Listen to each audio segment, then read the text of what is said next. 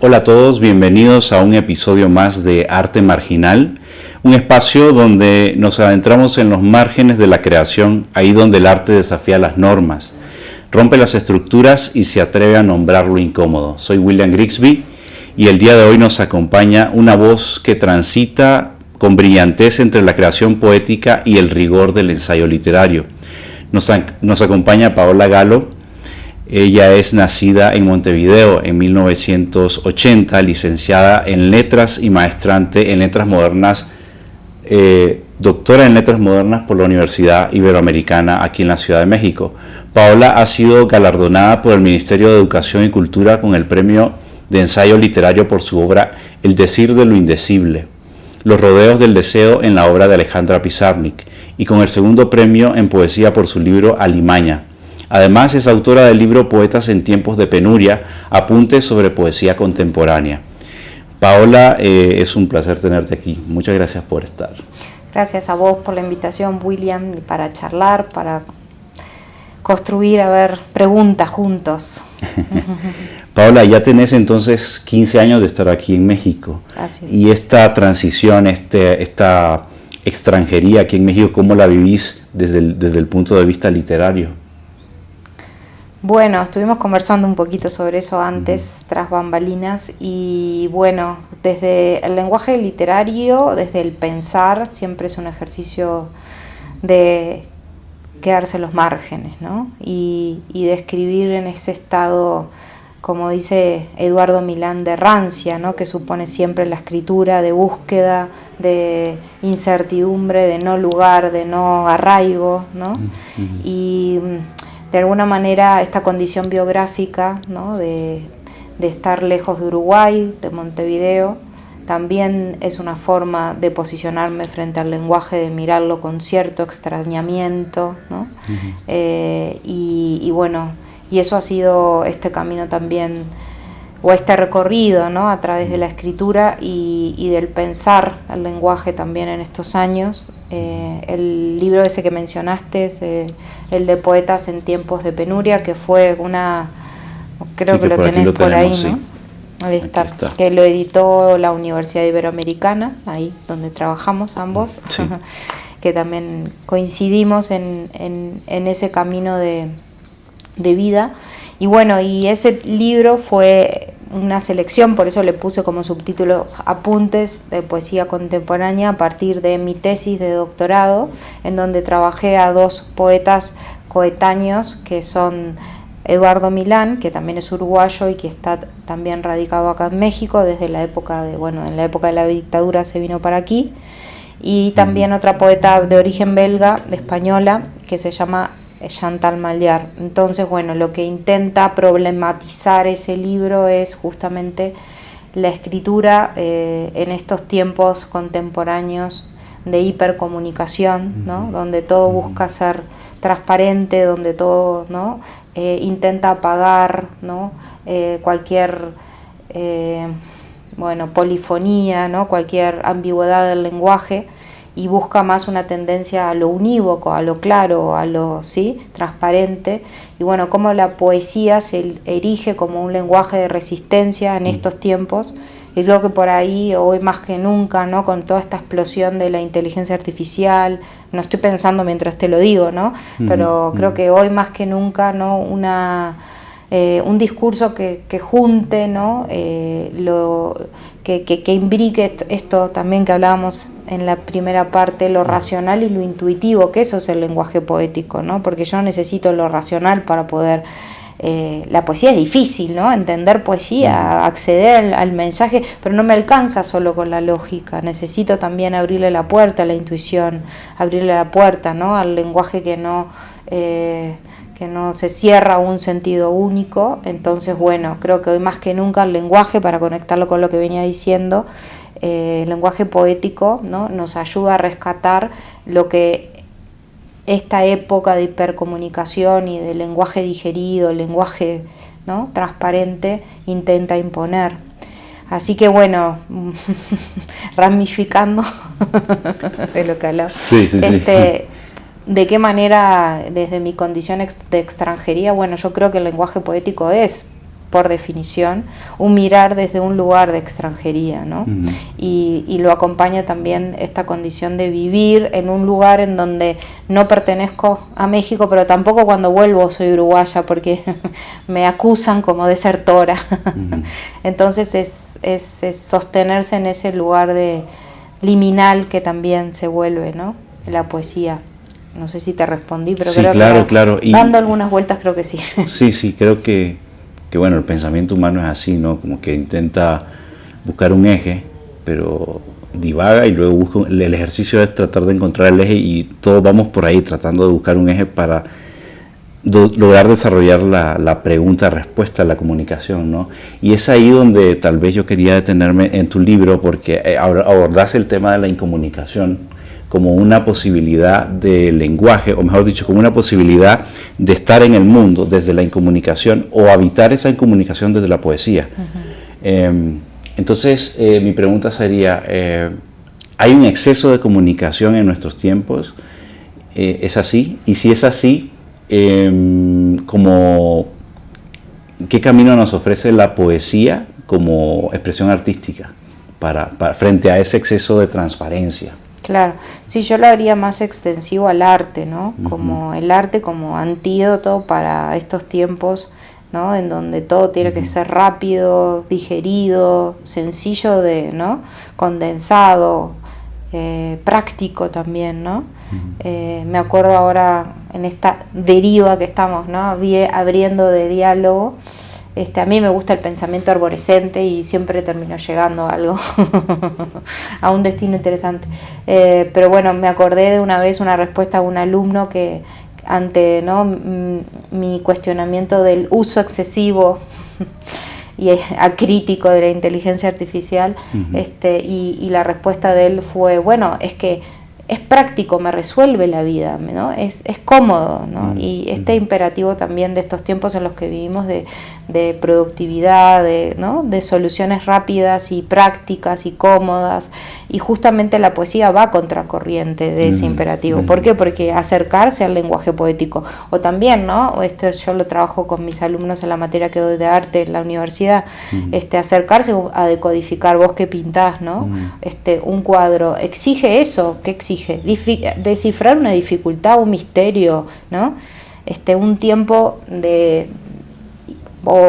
también pensándolo, ¿no? En una película de cine de arte, ¿no? Y implica eso, como ir hacia adentro, enfrentarse a tus zonas más oscuras o más incómodas, a tus preguntas, ¿no?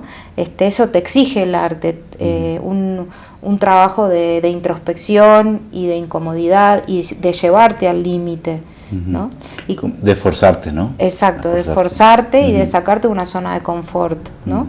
Y eso es justo lo que creo, volviendo a tu pregunta, que nos ofrece en estos tiempos de hipercomunicación o sobrecomunicación, en donde todo tiene que estar digerido, en donde todo tiene que estar, ¿no? Como a la vista, donde todo tiene que ser, como digo yo, a la vena, ¿no?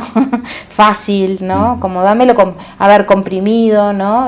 Un poco como así piensa la inteligencia artificial. Claro, sí. ¿No? Si vos interactúas con el ChatGPT, ¿no? O sea, yo lo hago lo hablamos el otro día, ¿te acordás? Sí. Le das el prompt, o sea, le das la instrucción y te lo da enseguida todo digerido, ¿no? Y luego te pregunta, ¿quieres que te dé otra solución más rápida, ¿no? De manera más fácil, cómoda? Y vos decís, sí quiero. Pero claro, te vas entrenando, ¿no? Tus circuitos cerebrales se van adaptando, acomodando a esta forma rápida, digerida, ¿no? Como esto que también dice Milán, ¿no? Literatura como de pantuflas, ¿no? No recuerdo la frase textual, pero esta como comodidad de la teta, ¿no? De tomar la teta, ¿no? De la literatura, como de lo que es cómodo, de lo que es, ¿no? Como todo servido en bandeja, digerido. Exactamente, digerido, ¿no? Entonces, bueno, creo que hoy más que nunca es necesario eso, en tiempos de penuria, la expresión no es mía, la toma Hilde Dominin del clásico de Hölderlin, y viene como a eso, a mostrar la necesidad de una poesía o de un lenguaje que escatime el sentido, ¿no? De lo explícito, para eso, para exigirnos una falta, ¿no? Un ejercicio ante la falta, ante la carencia de lo que está todo explícito, ¿no? Y de todo a la vista, ¿no? Pensándolo también en un lenguaje visual. Sí, cuando pensaste en este título para Poetas en tiempos de penuria, que la frase me dijiste que es de una autora, pero cuando yo lo leí por primera vez el título y pensé que era un ensayo, dije, bueno, lo llamativo es que al agregar apuntes sobre poesías contemporáneas, no sé si es algo que siempre ha sido, el poeta siempre ha estado en penuria, o es algo, o eso es un mito, o cómo lo interpretas. Bueno, el tema de la penuria del poeta, no sé si el estado de penuria, eso es como algo medio, no sé, de poetas malditos, ajá, ¿no? Okay, creo que sí, tiene ahí como esa quiero, connotación. No, más que nada es tomar esa imagen del tiempos de penuria que viene de otra época como para recontextualizar en esta época, siglo XXI, cuál es justamente el reto de la poesía, ¿no? Sobre todo también planteándolo si vos te acercás al escenario de la poesía contemporánea hoy en día, tampoco no va por este camino de escatimar el sentido. Hoy en día muchos de los ejercicios poéticos que ves y que escuchás en la vuelta son cartas, ¿no? O sea, no buscan tampoco trabajar con el lenguaje, con la materialidad del lenguaje, para ponerlo en crisis, para poder, ¿no?, dejarlo suspendido en esto de falta de comunicación transparente, ¿sí? O no comunicación o descomunicación, como menciono por ahí en el texto. Entonces, incluso en el ámbito poético hoy en día, ¿no?, también hay como una especie de también tendencia a que el poema también sea comunicable. Sí, y a la frase motivacional también, ¿no? Me parece que eso es como algo, está ahí. Muchos poemas me parecen que están escritos como, o sea, que son tan confesionales que parecen simplemente ejercicios de motivación para el otro o para sí mismo o para... No sé, ese es el camino como que me parece que va tomando. No sé cómo lo ves. Bueno, yo una de las cosas que hago también, a las que me dedico, y eso lo hemos conversado también otras veces, es acompañar procesos de escritura de otras personas de distintas maneras, pero uno de los espacios es un curso, taller, así le llamo, Escritura y Deseo, que vengo realizando desde la época de la pandemia, ¿no? Y bueno, a ver, creo, para recoger tu pregunta, que hay como en la búsqueda de encontrar una voz propia, a veces hay etapas y hay momentos en donde, bueno, sí hay un tono convencional, ¿no? Claro. Hay un estallido, lírico, ¿no? Exacto, hay un estallido más catártico, si se quiere, de la poesía o del registro de escritura, pero después creo que tiene que haber, y eso es lo que creo que muchas veces falta, o no hay ese momento, no existe ese momento, de un trabajo más preciosista con el texto, desde esto que estamos hablando, ¿no? Desde lo que recordar, ¿no? El origen o la esencia de lo que es el lenguaje poético, ¿no? Ahora hay también literatura confesional muy buena, o sea, obviamente el que sea confesional no es el tema, no quiere decir que sea mala. Exacto. Y ahora también, retomando lo que decía, lo que te planteaba de la frase motivacional, tal vez no sé cómo ves, ¿vos crees que la poesía se puede tallerear? No. De hecho, te cuento, porque esto es algo que he observado también en estos años, ¿no? De repente recibía algunas personas que se acercaban al espacio con experiencias traumáticas de talleres de escritura. O sea, subrayo la palabra traumática. ¿A qué voy? Estas dinámicas que se establecen, y lo digo también con conocimiento, porque antes, ¿no?, en mis años tempranos, en donde empezaba a escribir, iba a talleres, compartía mis textos y los exponía, ¿no?, como estas dinámicas que generalmente están, voy a hacer igual algunas salvedades porque creo que hay otros costados que son válidos y que vale la pena también rescatar de los espacios de los talleres. Entonces, ordenando el discurso. Sí. Hay para mí, una de las experiencias que son más contraproducentes de estos espacios, de los talleres literarios, que es la crítica destructiva. Ok. ¿Va? Entonces me ha pasado de escuchar 2, 3 personas que me cuentan, ¿no? Porque que de verdad se volvió traumático para ellos, ¿no? Porque compartí un poema, sobre todo cuando uno empieza a escribir y a compartir, o viene escribiendo desde hace tiempo, pero el gran miedo ¿cuál es? Compartir, mostrar lo que uno escribe, ¿no? Sí. ¿Y cuál es el miedo?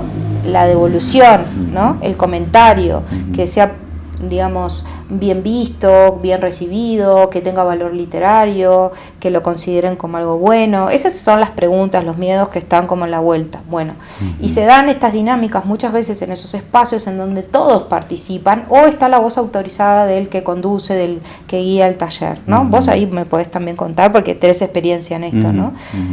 Conduciendo talleres. Entonces,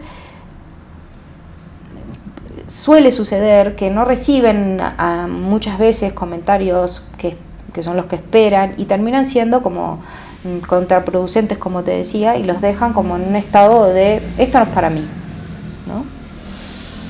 Entonces, yo no creo en el taller que evalúa. Esa es un poco mi respuesta a tu pregunta. Okay. Yo no creo en un espacio de taller que evalúa y te dice, ¿no? Como es bueno o es malo, ¿no? Como una especie de me gusta o no me gusta, de sí, como de dedito aprobatorio, dedito desaprobatorio. Creo más en un espacio que acompaña, ayudando a encontrar tu voz propia, ¿tá? Generando un espacio seguro y de confianza para que vos puedas indagar, porque creo que eso es un proceso individual, que se hace a través de ¿qué? De la lectura.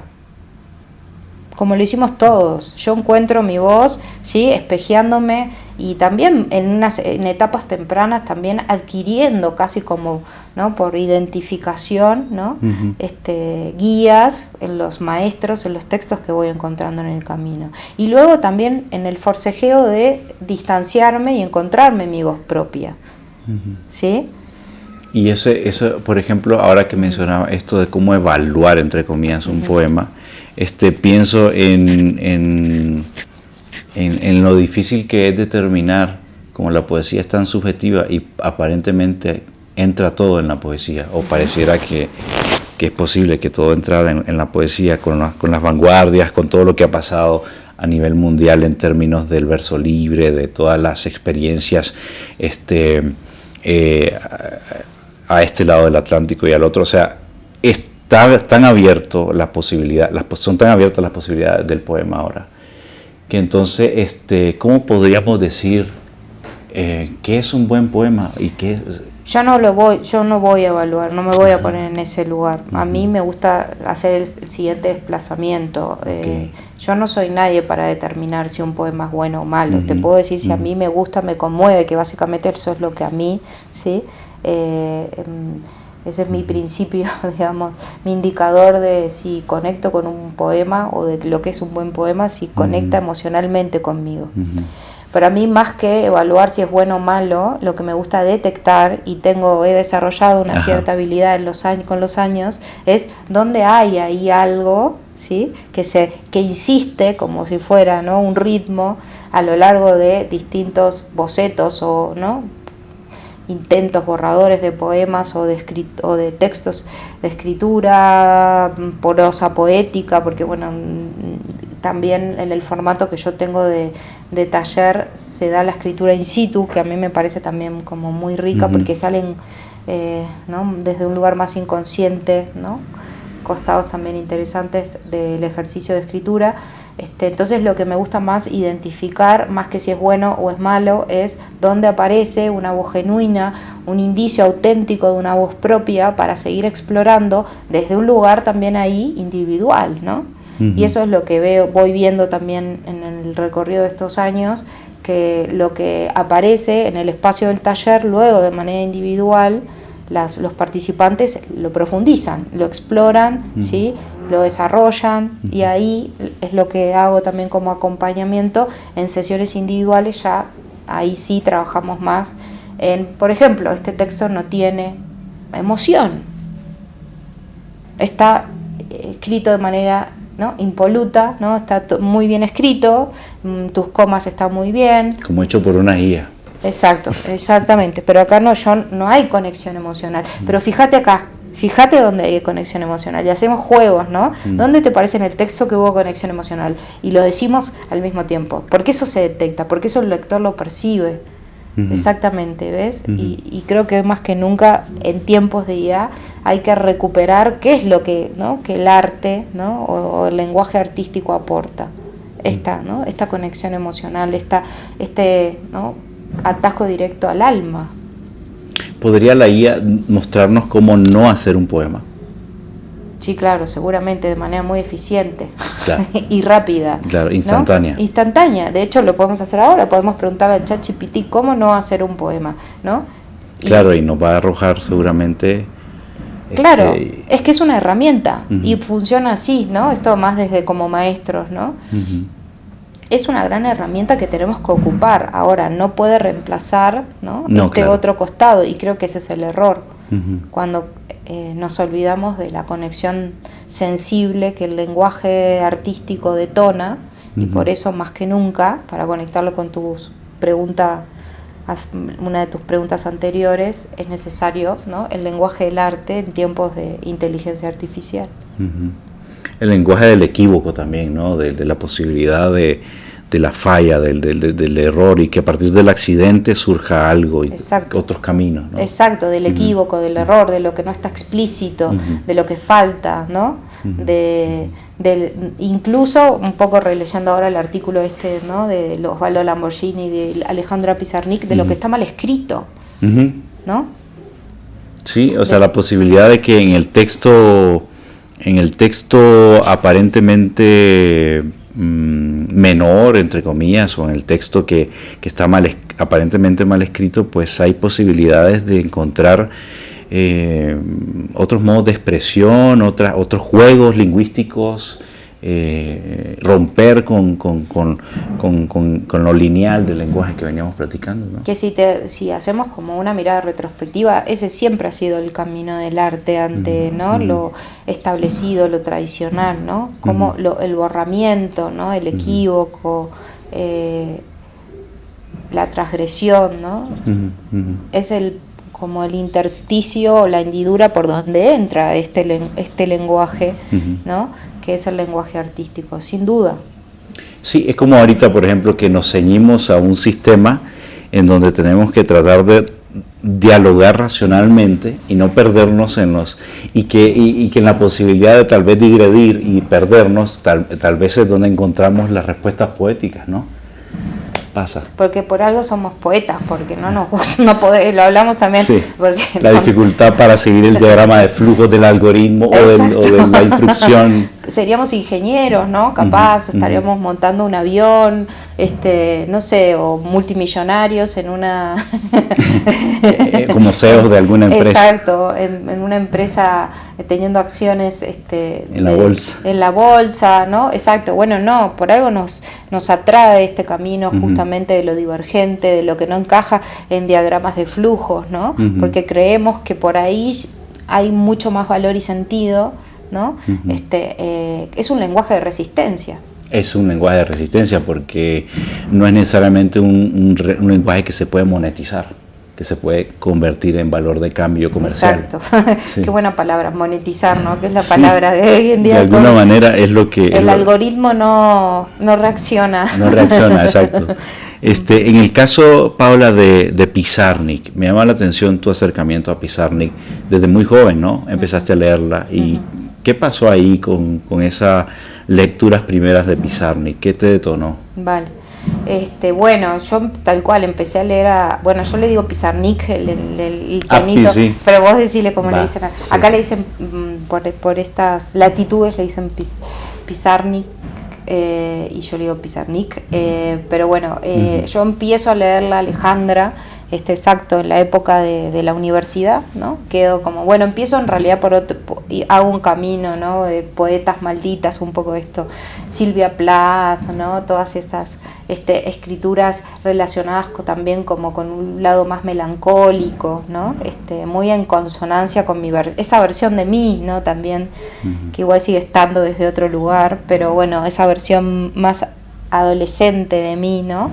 Y eso también lo ves, ¿no? Justo ahora que estuve en Puebla en un congreso y tiré, ¿no? Como un comentario, una referencia a Pizarnik, Pizarnik. Claro, ves como los ojitos, ¿no? Centellantes ahí de las jóvenes, ¿no? Hay en esa época una cierta, ¿no? Como compatibilidad con este lenguaje más que tiende, ¿no? Al dolor, que tiende, ¿no? A la melancolía, que tiende también a profundizar en una herida, ¿no? De desarraigo también, de no pertenencia al mundo, de la realidad, ¿no? Porque eso también está muy problematizado en Pizarnik, en su primera etapa de la poesía. Y entonces yo arranco por ahí, por esos primeros poemarios, Árbol de Diana, ¿no? Sobre todo La Última Inocencia, en donde ella lo que hace es justo esto, ¿no? Como ese lugar, ¿no? De poeta de enfant terrible, ¿no? También de obsesión con el lenguaje, porque ella lo hablamos, ¿te acordás? Que tiene toda un cuidado preciosista con las palabras. De hecho tenía una obsesión de escribir en sus diarios, que son muy hermosos, pero también unos cuadernos que le llamaba el Palacio del Vocabulario, donde juntaba palabras, ¿no? Coleccionaba palabras. Bueno, por ahí lo voy a decir porque es así, una identificación, ¿no? Con ese tono taciturno del tratamiento del lenguaje que ella tiene en los primeros poemarios, y con algo que a mí siempre me atrajo, este desencanto, ¿no? ¿No? Este desencanto, esta desilusión, ¿no? Del lenguaje, de la insuficiencia del lenguaje, esa sería, ¿no? Esa necesidad de que el lenguaje atrape la realidad, logre configurar, ¿no? un refugio, y la imposibilidad del lenguaje por conseguirlo. Lo cual genera un desasosiego. Exacto. Y un hundimiento en el sentido de que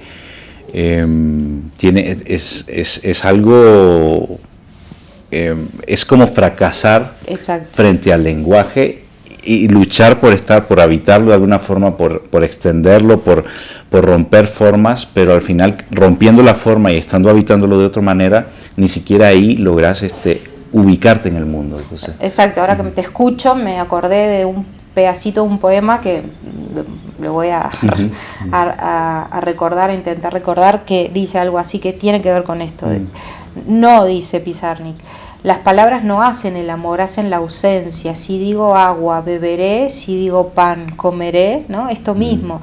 Yo con el lenguaje no puedo construir un mundo, lo intento. De alguna manera, en algunos momentos me puedo guarecer en el lenguaje, pero no logro, ¿no? Materializar un mundo. Y esa insuficiencia, ¿sí? Ese fracaso del lenguaje poético ante la insuficiencia, siempre desde esos primeros años de lectura me resultó muy cercana también, ¿no?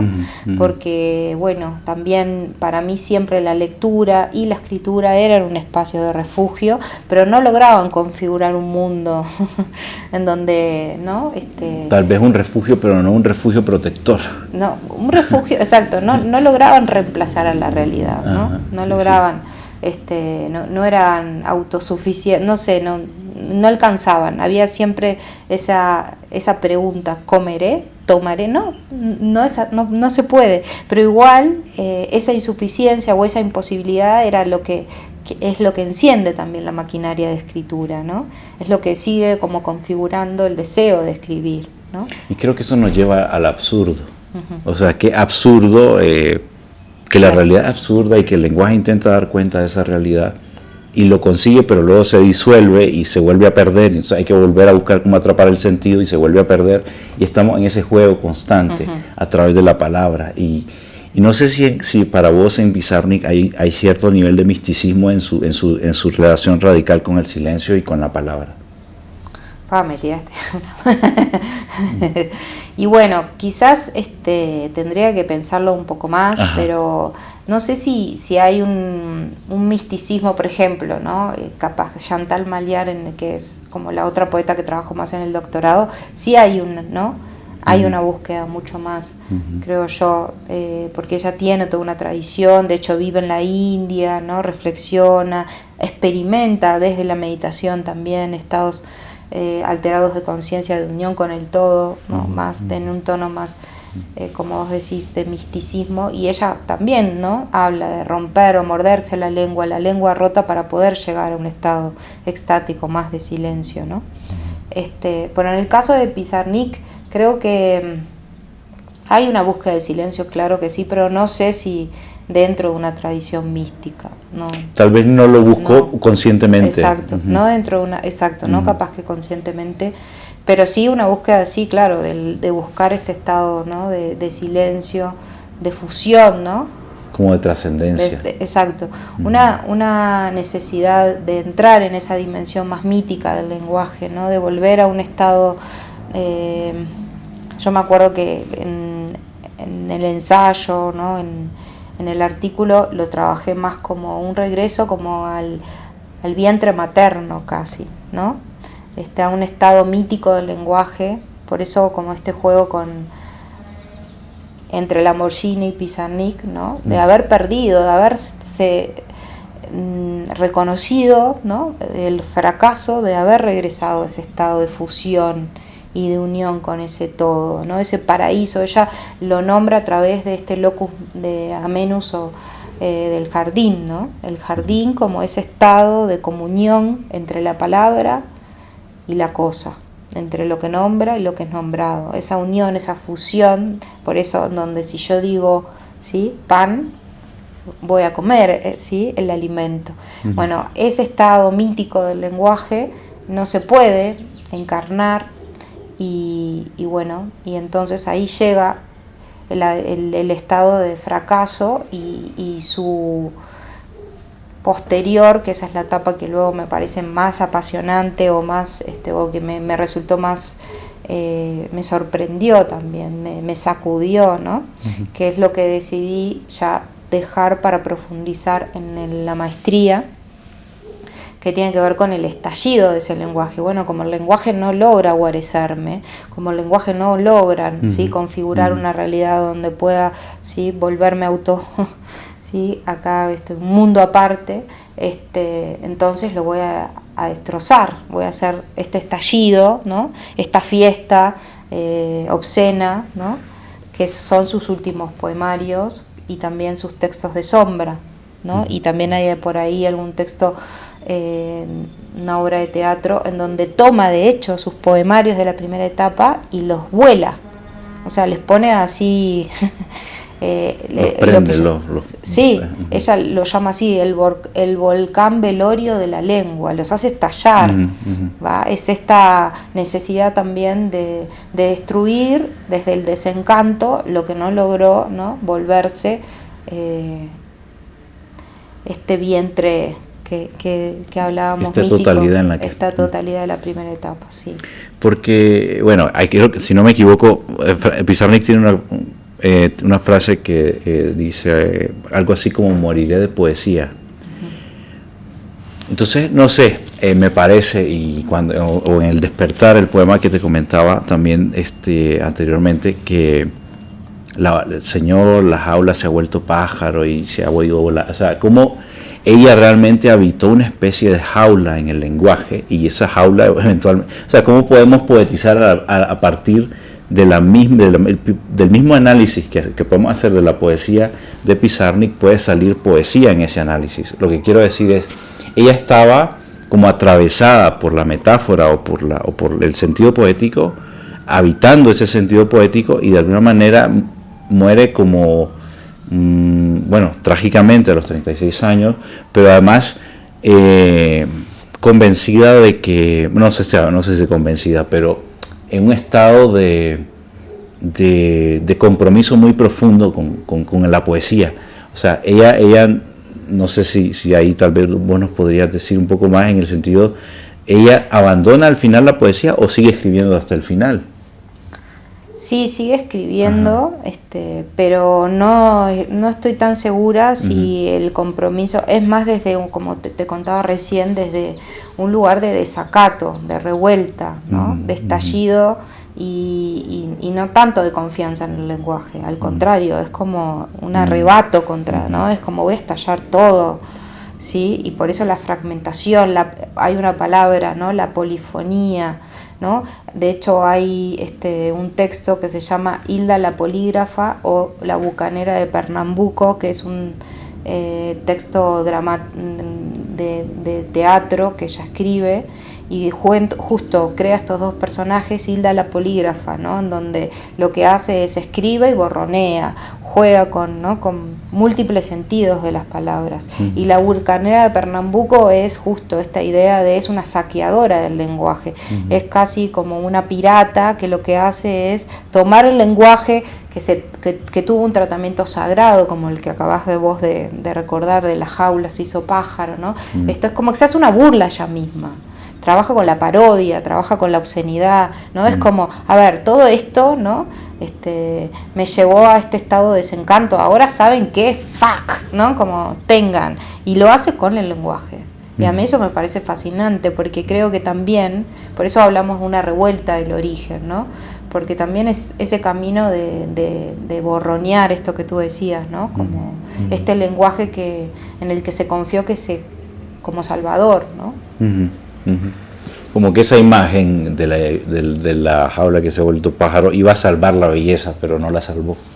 Se termina dando cuenta de eso, de que por ese camino no iba a conseguir, ¿no? Esa salvación y bueno, termina en el desencanto, y por eso en la etapa final lo que hace es destrozar todo el lenguaje y todo el trabajo con la lengua, digamos, bella o el poema, ¿no? Como bien planteado, bien estructurado, con rima, no sé, toda la parte primera de su poesía, ¿no? Con su propio trabajo, ¿no? Y esta estética del fragmento que hay en ella es algo que a mí me parece que curiosamente coincide con la época contemporánea, en el sentido de que ahora se la está leyendo increíblemente a Pizarnik y se la está publicando, pero no sé si funciona tanto la lectura de ella justamente porque va lanzando fragmentos y esto resulta más comestible para la dinámica en la que vivimos ahora, ¿no? Que ya no es tanto la lectura de la obra total, sino de los fragmentos. Entonces es curioso porque, bueno, sabemos que hay un tema con la salud mental y bueno, ya sabemos que eso también fue parte de la vida de Pizarnik, problemas de salud mental, etcétera. Y sin embargo, entonces esta la estética del fragmento pareciera que ella como logra, no sé si anticiparse a ese mundo que posteriormente a ella, mucho después de su muerte, va a empezar a leer así, va a empezar a leer instantes, y esos instantes, lo que pasa es que los instantes de Pizarnik no son instantes fáciles ni instantáneos, son instantes profundos y trascendentes. Entonces, vos como ¿cuál sería tu lectura de esos fragmentos? ¿Sería entonces una obra inacabada la que dejó Pizarnik? No, bueno, toda obra ¿no? termina siendo inacabada.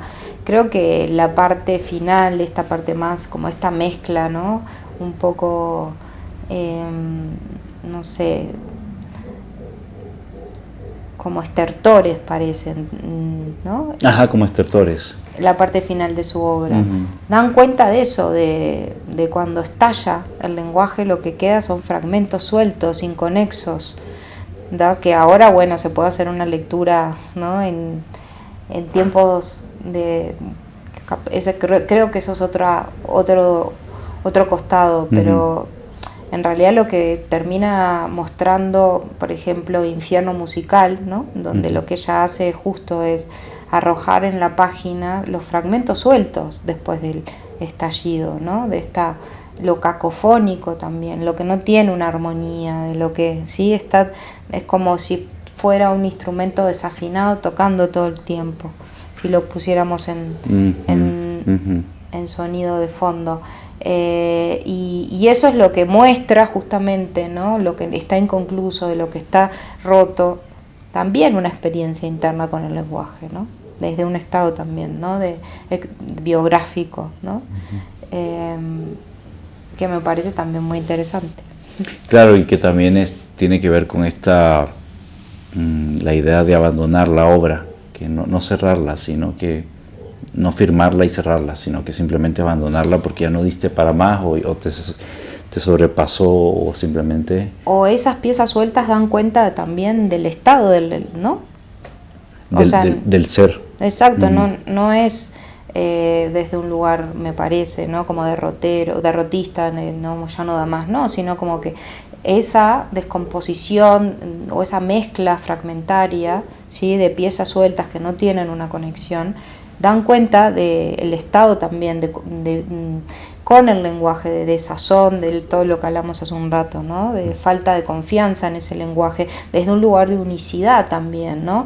Justo ahora leía un pedacito de lo que Osvaldo Lamborghini, ¿no? Cuando publica El Fiord, ¿no? También Argentina, en la década del 70, ¿no? Dice... como esta idea de pinchar el globo de la cosa toda redonda, luminosa, ¿no? Esta idea, el enfoque desde el Fiord viene desde, bueno, ¿cuáles son estas grandes ideologías o narrativas que han fundado la madre patria, ¿no? Desde un lugar político. Bueno, vamos a hacerlas tallar, y para eso lo que recrea es el mito, o bueno, el relato de Totem y Tabú, ¿no? Que recoge Freud, ¿no? En este también texto del psicoanálisis, esta idea de cómo esas fiestas de transgresión y de revuelta fundan la patria para romper, ¿no? Esta idea también en este caso de la nación, ¿no? Como esta cosa redonda, toda luminosa, entera, que me da refugio y en la que me guarezco. Entonces, para mostrar, ¿no? Esa ruptura, este desengaño, este desencanto también que hablábamos de Pizarnik, la voy a llevar al límite, la voy a hacer pedazos y voy a mostrar desde el lugar también como del desacato, de la transgresión, de la revuelta, ¿no? ¿Qué pasa cuando eso estalla? ¿Tá? Y esto también lo podemos trasladar a Pizarnik. ¿Qué pasa cuando el lenguaje, la lengua materna, esa necesidad, ¿no? de que el lenguaje me guarezca no funciona? Yo ya me di cuenta que no va a pasar. La voy a destruir, la voy a hacer volar por los aires y me voy a quedar observando las piezas sueltas. Eso es un poco el final. Wow, sí, es la manera en que no solo lo describís, sino lo interpretás y lo mostrás, es realmente, fascina, en el sentido de que sí, por lo menos a mí me despierta el interés como en indagar más en la obra de ella, de Pizarnik, y no sé si ya para ir un poco acercándonos un poco más a tus proyectos o lo que vos estás en este momento trabajando, o tal vez si nos contaras, bueno, tenés 2 libros de poesía publicados, no sé si estás trabajando en un tercero o cómo está tu proceso ahorita. No, mi proceso está un poquito en el silencio. Sí, la verdad que desde lo creativo lo que vengo es, como te conté, más que nada trabajando en acompañar procesos de otros. Y tengo una idea que es migrar a experimentar con la narrativa, que es algo que nunca he hecho. Bueno, no es cierto, en realidad las primeras cosas que escribí en mi vida, cuando viste los primeros pininos, las primeras cosas fueron prosa poética, y tengo ganas de experimentar con ese registro. Te conté que perdí un libro que estaba escribiendo, que murió en mi computadora y perdí ese archivo, y bueno, y un poco la idea es escribirlo, pero en un registro de prosa poética, a partir de un sueño que tuve. Yo trabajo mucho con lo onírico, de hecho el primer libro de poesía, que se llama Alimaña, sale de algo que escucho en un sueño, que fue Alimaña, Alimaña deja ya de correr, en realidad fue lo que escuché en un sueño, y a partir de ahí sale el libro, que fue eso, una escritura de 2-3 meses, o sea, muy febril, muy continua, muy sí, muy casi así, que eso pasa, ¿no? Y es interesante, sí, como uno va escribiendo un libro por dentro, ¿no? Y eso es lo que creo que me está pasando. Lo y estoy hasta escribiendo que llegue el soporte técnico donde podés verter eso. Exacto, donde Y el espacio. Exacto, donde la vida te monetiza para que puedas... Sí, te permite, así que se abre un canalito por donde sale todo. Sí, o se concentran experiencias vitales también, creo yo, ¿no? Que detonan que eso que va creciendo como una planta, como decía Felisberto, ¿no? Dentro, ¿no? Y bueno, se vuelve escritura, se materializa en el afuera, ¿no? Entonces, para responderte, en el afuera no lo estoy escribiendo, pero hay una historia que está creciendo adentro, que sé, en distintos momentos de vida entiendo, llega la información, porque eso es lo que hacemos los poetas, canalizamos, ¿tá? Que me doy cuenta, claro, esto es lo que le tiene que pasar a este personaje, esto es lo que... ¿Sí? Esto es lo que se está armando. Es un proceso bien distinto a los otros libros de poesía. El primero, como te conté, que fue Alimaña, lo escribo después de que termino de escribir mi tesis, que era sobre Pizarnik. Lo escribo en 3 meses y lo largo y lo presento a este concurso de los premios del Ministerio de Cultura de Uruguay. Y bueno, y saca el segundo premio, y para mí fue, la verdad, una sorpresa, porque era mi primer libro, la primera experiencia de escribir un libro. Hasta ese momento había, ¿no? Garabateado poemas sueltos, ¿no? Y después el segundo, que se llama OFAB, que publico acá en México, que tienen que ver con también una experiencia vital. Todos tienen que ver con experiencias, ¿no? Importantes, vitales, que tiene que ver con la experiencia de la maternidad, que si bien todavía no... O sea, lo empiezo a escribir sin saber que, ¿no? De que iba a tener un hijo 2 años después, pero sabía de alguna forma que eso estaba pasando. Es raro lo que te estoy diciendo, pero creo que me puedes entender. O sea, una experiencia que tiene que ver con problematizar el origen también. Acompañó la escritura del artículo también de la maestría, con problematizar también el lugar de la madre, la experiencia de la maternidad, la experiencia también del desarraigo, ¿va? Por eso todo está relacionado con un pájaro que abandona un nido, ¿no? Como el leitmotiv de todo el poemario. Y bueno, y 2 años después nace mi hijo Lucio, que hoy cumple 10 años, justamente como ya te conté, y que tiene que ver también con esta idea, ¿no? Con, bueno, abandonar la madre patria, abandonar, ¿no? El origen, el lugar del origen, y volver a arraigarse en el lenguaje, ¿no? En la poesía. Es como un viaje, o sea, todo este proceso creativo. Sí, de diferentes estaciones. Tal cual, sí, tal cual. Y creo que es interesante como cada experiencia de cada libro tiene un proceso creativo distinto, ¿no? Ahora lo estoy pensando mientras lo hablo contigo, porque por ejemplo en este tercero que estoy escribiendo, que de hecho ya tiene un nombre, bueno, 2 nombres todavía, 2 nombres tentativos, pero es bien distinto, está creciendo más como algo que va, ¿no? Como una especie de huésped, como el libro de Guadalupe Nettel, ¿no? Que va creciendo en uno, y bueno, y no sé qué va a pasar, a ver a dónde me lleva esta historia, que es una experiencia bien distinta, porque es con, ¿no? narrativos, con acción, con personajes, que para mí es nuevo. Y eso es lo genial, no saber qué va a pasar. No saber, sí, la incertidumbre. La incertidumbre. Pues yo te agradezco de corazón, Paola, por haber estado acá con nosotros en Arte Marginal. Espero que hayan disfrutado tanto como yo la conversación con Paola, y pues recuerden seguirnos en redes